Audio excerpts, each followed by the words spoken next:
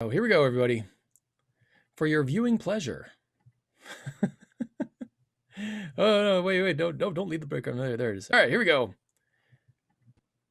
Here's my presentation. I hope you enjoy cute cats and also how we stream live puppet shows through a global pandemic.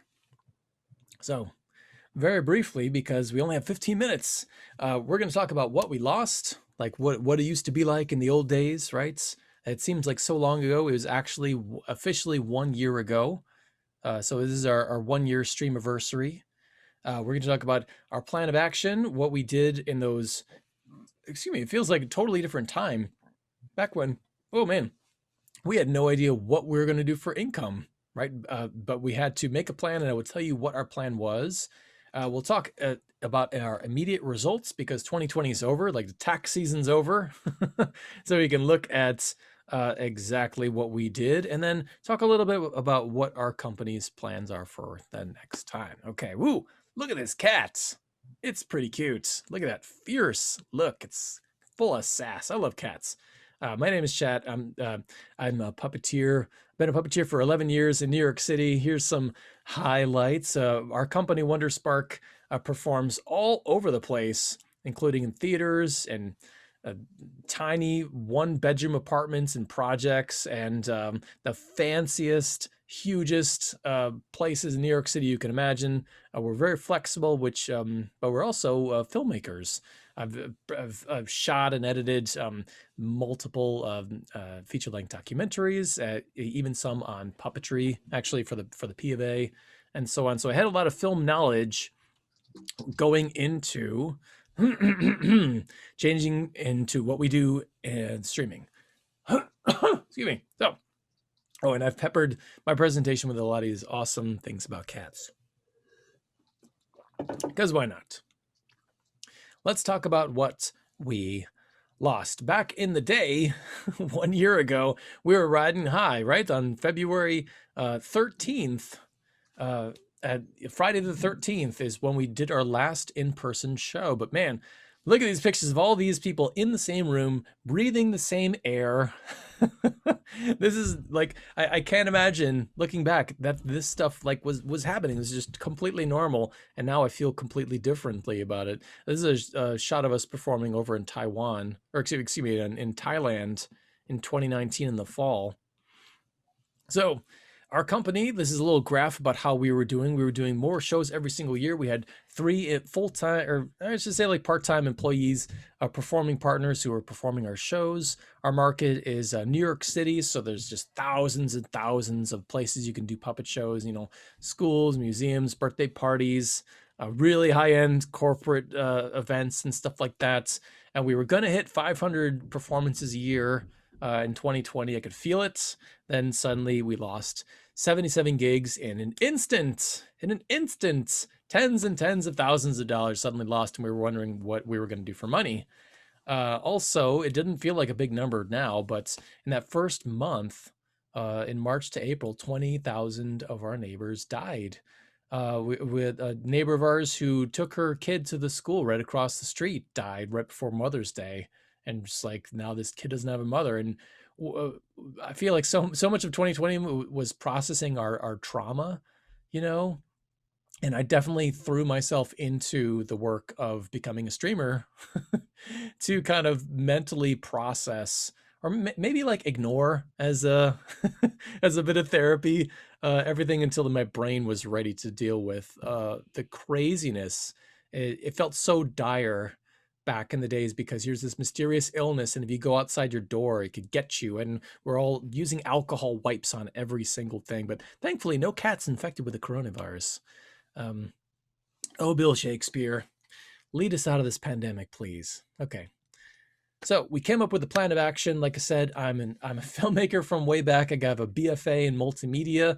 I've taught people how to do this, and I followed streamers. Like regular streamers have been like a thing for years and years. So I knew some of the pitfalls and some of what to do, right? We gave everyone a date. We said, come back in 2 weeks. We're going to be streaming live our one of our puppet shows for free. Tell your friends, tell your family, and everybody. It was the first time you ever ask for help is when everyone, like your friends and family, will pitch in. So you want it to be perfect. You don't want to fall on your face. You want to show them that you can do a great job so that they'll come back next time, right? And keep the interest up. All right. Here's a little bit about, like I was talking about, like everybody was freaking out. Suddenly, parents had to become homeschool teachers, like in an instant. We had a 5 and a 7-year-old, and we're just now all locked in together, unable to leave. We were having groceries delivered, which I would highly recommend, by the way. And that was our only interaction with the outside world. We never left our apartment for 80 days. And a lot of people were in that same boat with us. Everyone was just scared out of their minds. And a lot of teachers suddenly had to create new curriculum to teach it virtually, right? So we figured we could help out with that. We saw that as like a big thing, like, all right, we can help people out. At the same time, we can use this as a way to kind of springboard into becoming streamers so we can supplement our income, because back in those times, there was zero government support and everyone was kind of scrambling to figure out what they were going to do for money. Oh, look at this big fat cat. Not the fattest cat I've ever seen, but somehow like, with the exact same markings as a big 30-pounder that I had to babysit once or twice that had a bad attitude. Anyway, let's talk about planting seeds for the future. There emerged a debate last summer between people who are more traditional, let's say, who would say you could never give a show away for free. But at the same time, those same people would rely on the old model of theater, which is you can only rely on ticket sales, right? You got to put up your posters on the telephone poles to let people know that there's a puppet show, right? Our new way became, and I'm sure we cheesed a lot of people off by giving away our shows for free. We streamed every single Friday at 11 o'clock Eastern Standard Time on Fridays for 24, I think, or 28 weeks straight. It was a way of generating interest in what we do to get regular members to support us, like Patreon, to get people to buy t-shirts, to tell people, hey, we're here and we're here for you. You know, like we can provide a service if you keep the interest. If you're just throwing your puppet show out into the void and nobody knows, then like that's the opposite of what we want, right?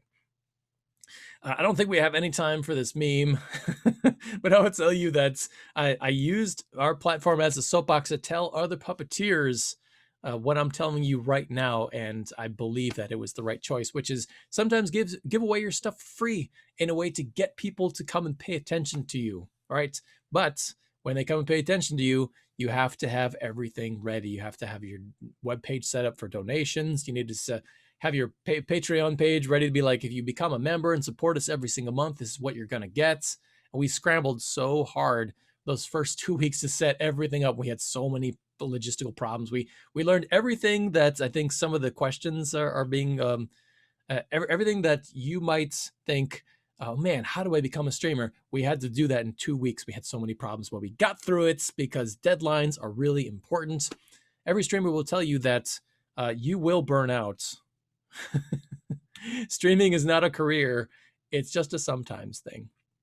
So here's where we were. So we were scrambling to learn everything in the spring. In the summer, we were just trying to maintain interest and trying new things. We became teachers, and I'll tell you more about that in a second.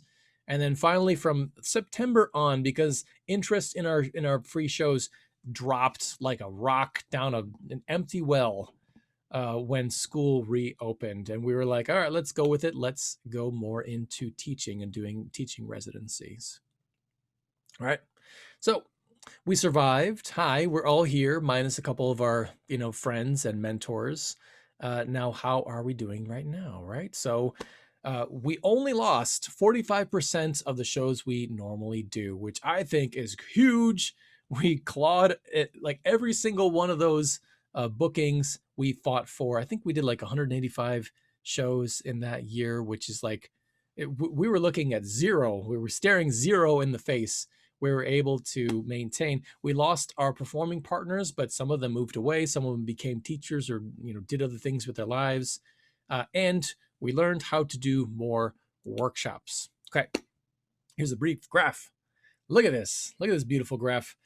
This is how many paid shows that we did in 2020, but this doesn't tell the whole picture. They're like January and February is like, that's pretty average. But the rest of these, woof. We also did the red is workshops, right? So we learned that, hey, maybe we could do more workshops, and develop this whole 125 DIY puppetry workshop series that we use for our curriculum now and moving forward, right? We actually made not exactly the same amount of profits, but somewhere close to how much profit we made in 2019, which is insane. Unless you think about we in 2020, we're not paying for insurance.